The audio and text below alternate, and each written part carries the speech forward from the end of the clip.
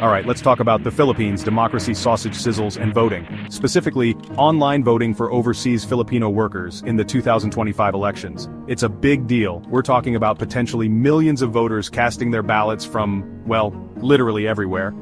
On the one hand, it's a huge step forward in terms of accessibility. No more queuing up at embassies and consulates, just tap tap boom, democracy delivered.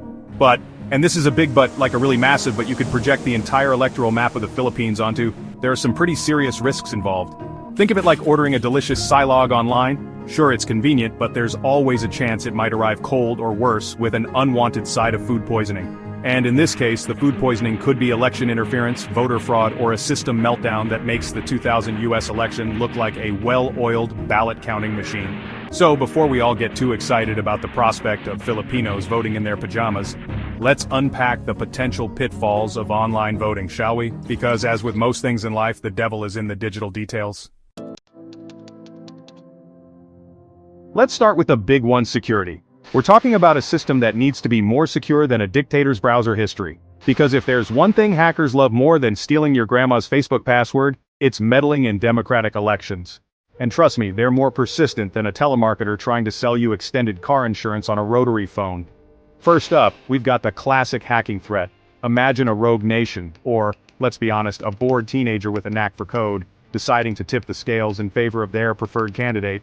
Suddenly, millions of votes for, say, someone who actually cares about environmental protection magically transform into votes for, I don't know, a sentient lump of durian fruit. Not ideal. Then there's the issue of voter authentication. How can we be absolutely sure that the person casting the vote is actually who they say they are? I mean, my dog could probably be registered to vote in several swing states if I put my mind to it, and he's not even house-trained, let alone qualified to choose the next leader of a nation.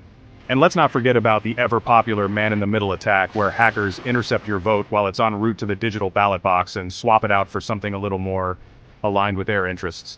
It's like ordering a pizza and having someone replace the pepperoni with anchovies.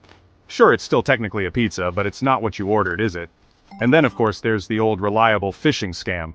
You know, those emails that look like they're from a legitimate source but are actually designed to steal your personal information. Now imagine one of those, but instead of asking for your credit card details, it's asking for your voting credentials. Not exactly a recipe for a free and fair election, is it? So, what's the solution? Well, it's not as simple as just telling people to use strong passwords and avoid clicking on suspicious links, although that's always a good start. We're talking about implementing robust security measures like multi-factor authentication, where you need more than just a password to log in, kind of like needing a key, a fingerprint scan, and a blood sample just to open your front door.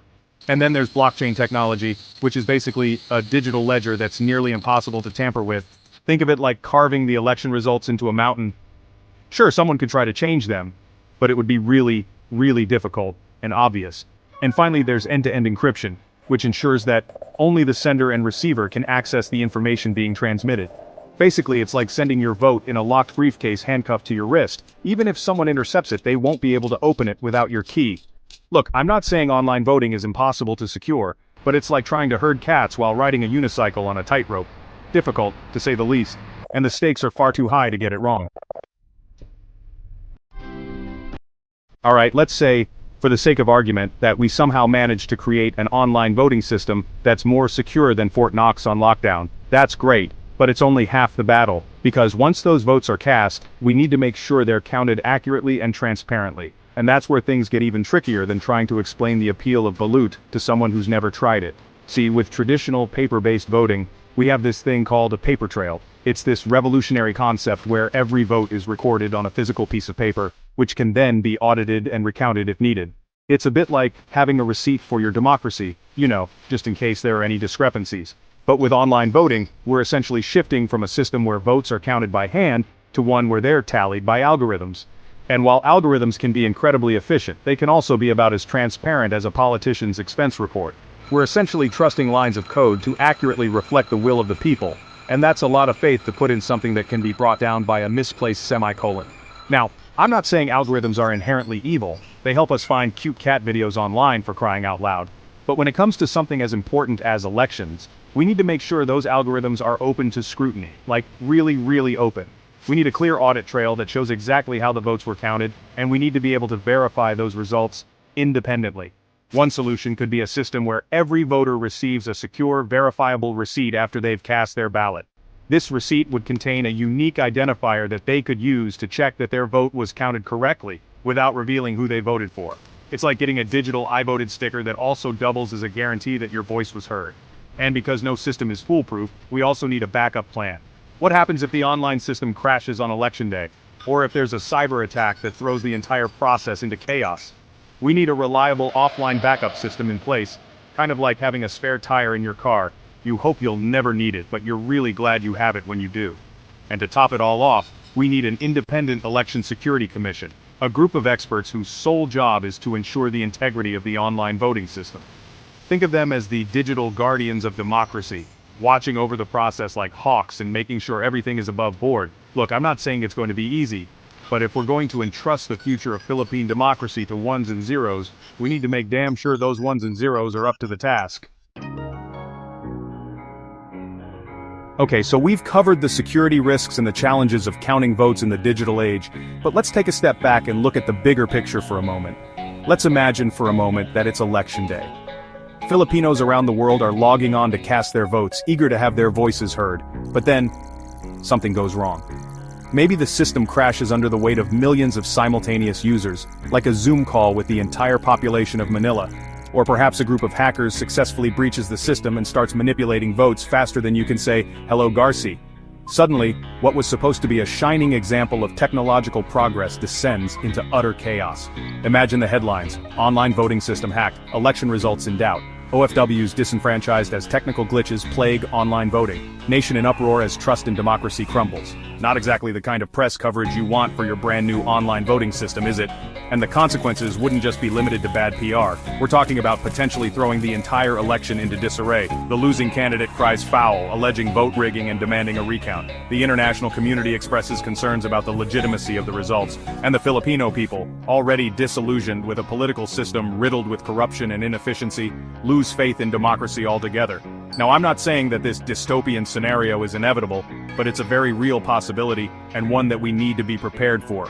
Because when it comes to something as important as elections, hope is not a strategy. So, what can we do? Well, for starters, we need to make sure that the online voting system is rigorously tested and audited by independent experts. And I'm not talking about a quick once-over by your nephew who's good with computers. We're talking about a full-blown, no-holds-barred security assessment that would make even the most hardened hacker break into a cold sweat. We also need to have a comprehensive contingency plan in place in case something does go wrong. This means having a reliable offline backup system ready to go at a moment's notice, as well as clear protocols for how to deal with technical issues, cyber attacks, and allegations of fraud. It's like having an escape plan for your escape plan, because when the proverbial you-know-what hits the fan, you don't want to be caught with your pants down.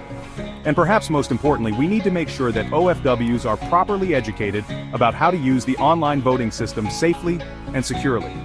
This means providing clear and concise instructions in multiple languages, offering robust technical support, and addressing any concerns or anxieties they might have. Because, at the end of the day, the success or failure of online voting hinges on the trust and confidence of the voters themselves. Look, I know this all sounds a bit doom and gloom, but I'm not trying to rain on anyone's parade. I'm just a concerned citizen, albeit one with a microphone and a healthy dose of skepticism, who wants to see this experiment in online democracy succeed. But in order for it to work, we need to acknowledge the risks, address the challenges, and proceed with caution. Because the future of Philippine democracy might just depend on it. So there you have it. Online voting for OFWs, a potential game changer for Philippine democracy, but also an extremely risky proposition. It's a bit like trying to juggle chainsaws while riding a unicycle across a tightrope. Sure, it looks impressive if you can pull it off, but the potential for disaster is always lurking just beneath the surface. The COMELEC has a monumental task ahead of them. They need to address the security flaws, allow for independent audits, and ensure voter education. If they get this wrong, it could lead to massive distrust and endless election disputes. But if they get it right, well, it could revolutionize the way Filipinos overseas participate in their democracy. What do you think? Would you trust the online voting system, or should OFWs still vote in person? Let us know in the comments below.